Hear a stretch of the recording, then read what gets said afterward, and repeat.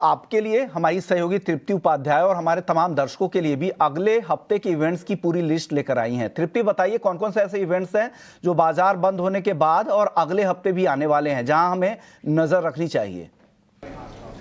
जी हाँ, देख लेते हैं अगले हफ्ते के लिए कौन से इवेंट्स अहम होने वाले हैं। यहाँ पर 8 दिसंबर के इवेंट्स पर अगर नज़र डालें तो चाइना में देखिए यहाँ पर ट्रेड डेटा के आंकड़े आएंगे। साथ ही जापान की अगर बात करें तो यहाँ पर जीडीपी डेटा आने वाला है, इन पर नज़र बनाकर रखिए। इंडियन मार्केट्स का रुख करें तो यहाँ पर कंपनी NSCL में कंपनी का बोर्ड फंड जुटाने को लेकर विचार कर सकता है। साथ ही फिजिक्स वाला जो अभी अभी लिस्ट हुई है, इसके क्वार्टरली रिजल्ट भी यहाँ पर 8 दिसंबर को आएंगे, जिन पर आप अपनी नज़र रखिए। IPO के इस पर बात करें तो वेकफिट इनोवेशंस का IPO यहाँ पर खुलने वाला सब्सक्रिप्शन के लिए, और कोरोना रेमेडीज का IPO भी खुलेगा, जहां पर आपको पैसा लगाने का मौका मिलेगा।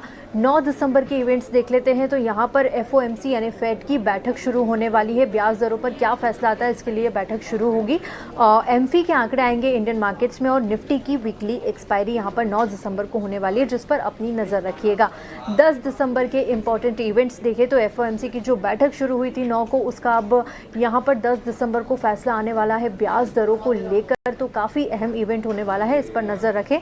चाइना में PPI और CPI के आंकड़े आने वाले हैं, जापान में भी PPI के आंकड़े आएंगे, इस पर भी नज़र रखिए क्योंकि काफ़ी इंपॉर्टेंट नंबर ये होता है। इंडियन मार्केट्स का रुख करें तो यहाँ पर एकस, मीशो और विद्या वायर्स की एक्सचेंजेस पर लिस्टिंग होने वाली है। तीन कंपनियों की लिस्टिंग होगी, बड़ा इवेंट होगा, तो यहाँ पर भी अपनी नज़र रखिएगा।